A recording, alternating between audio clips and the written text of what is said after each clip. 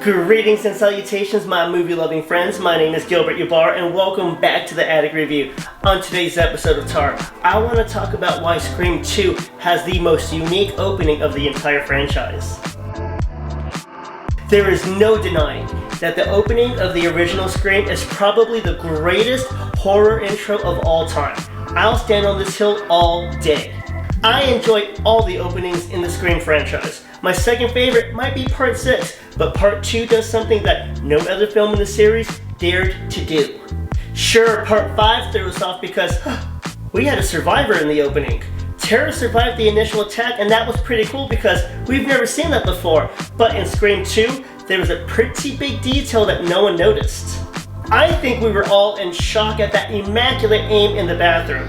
No, I'm not talking about men actually hitting the toilet bowl. I'm talking about Ghostface's no-look, through-the-door ear shank he performed on my guy Omar Epps. Between that and Jada ruining the movie for everyone in that fictional theater by blocking the screen, this movie is missing something big, a staple of the Scream movies. Despite that cool-ass music intro and even cooler theater, and a nice audiences get a chance to reflect on how we are enjoying all this violence, we were too distracted to notice that our victims did not get a phone call from Ghostface. Every other Scream film has the victim, regardless of survival status, receive a phone call from the killer within the first few minutes of the opening. This one didn't though, and even gave us a fake phone call to Sydney to keep the adrenaline going. But we relaxed after Queen Sid calls out that dumbass Corey Gillis, 555-0176.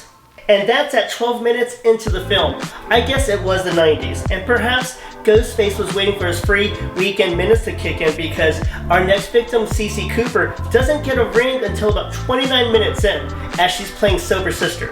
Soon to be dead sober sister.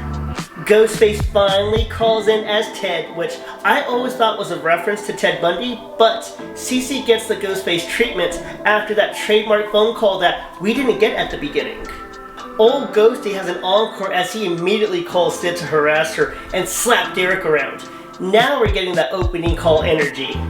Of course, none of this matters in the grand scheme of things. I mean, this literally has no effect on my viewing, my ranking, or my admiration of this movie or any of the Scream movies. This was just an observation that I wanted to share with you, my friends. Scream 2 is such an incredible sequel, despite all the rewrites as a result of the script being leaked online.